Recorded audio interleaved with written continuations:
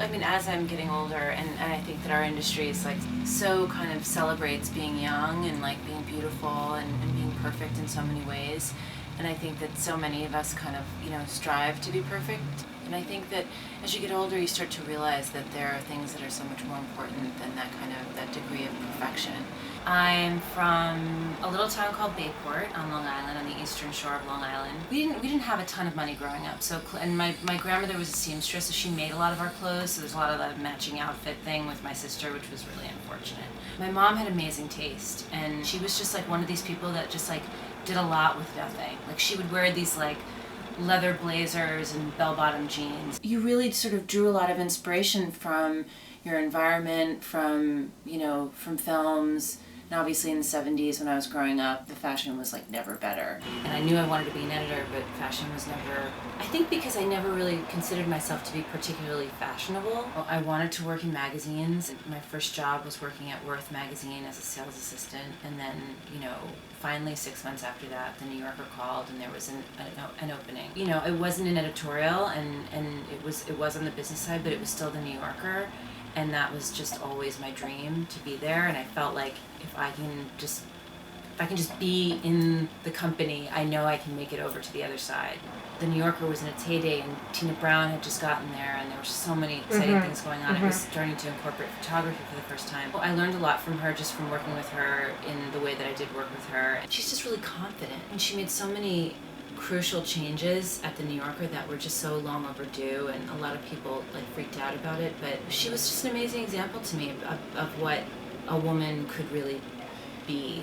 But I did finally get an opportunity at Gourmet. I became an editorial assistant, and it was amazing because it was working in the library as a research assistant. It's like really remains the greatest learning experience I had, as an adult. I would so much rather go thrifting for 2 hours and go to a movie. And it never used to be that way, but there is something about the search, about digging, about this. I also think it's like knowing I have no idea what I'm going to find. I hate shopping in stores because I always feel like I kind of know what I'm going to see there and I know how much it's going to cost, and it's just so kind of predictable. I would probably say like 75% of my stuff in my closet I've gotten, from thrifting. My entire outfit was found at the Salvation Army, one of my favorite Salvation Armies on Long Island, which I don't disclose the location.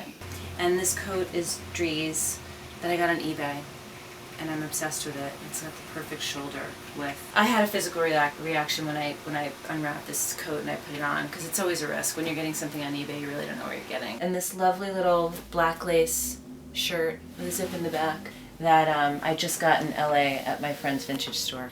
I basically took a cab on my way to the airport, stopped at her house, went through 5 racks of clothes, and picked out this and a skirt. I don't know, I'm a very nostalgic person too, but I'm always giving stuff away, and I think it's really important to just let go of things that just don't feel like they sort of suit you or really kind of are representing what you're feeling or who you are at that moment. The dovetailing of me and my partners at Refinery 29, us all coming together, sort of at this time when we were seeing that there was this new mindset emerging in fashion, that it wasn't necessarily about that these people that were sort of like, these sort of Anna Wintour-like people that were kind of like dictating all the things we had to do.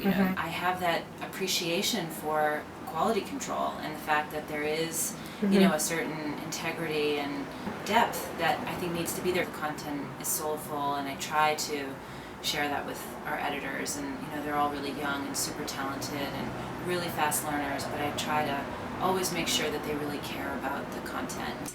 I think that I expect everyone to have my work ethic, and for everyone to have my energy level, and for everyone to have my discipline, and they don't, but they have other things that are special. I think that you have to be okay with disappointing people, maybe falling short, or not necessarily doing what you expected you were going to do, or what you thought was, or what the result of doing something was going to be.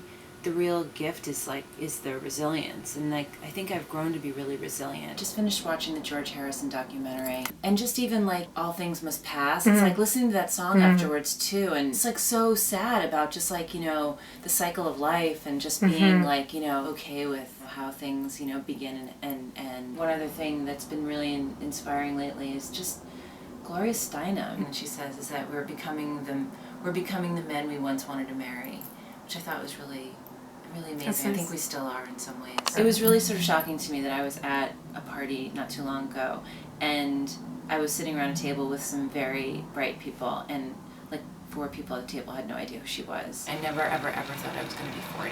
I always thought I was going to be like in my 30s and young and have all the time in the world to do everything. But you know, you turn 40 and you really start to think about, I've got to get my shit together, you know? I get an incredible amount of gratification from the fact that I support myself really well, and I'm proud of myself for doing that, and the fact that when people actually address me sometimes, or when they meet me and they'll be like, oh my God, I wish I had your job, or I wish I did what you did, you're so lucky. And I was like, it's not luck. I've worked my ass off, you know, for a long, long time, and, you know, through a lot of hopeless years when I had to really convince myself that I was doing the right thing, and I'm so glad that I did. But I think that we all still have like moments of doubt. I think that to really love somebody and to really let them love you in return, I think it's this mutual understanding and this mutual agreement between you that it's sort of this idea of there are no strings attached with how we're going to love each other. Also being okay with sort of really letting that person be who they need to be, and not being afraid of seeing the things that maybe you don't want to see. I think when someone brings out bad qualities in you, it's generally Definitely. It's kind of sad, but when they bring out the best version of when you feel like the best version of yourself in their presence, I think that's always like a really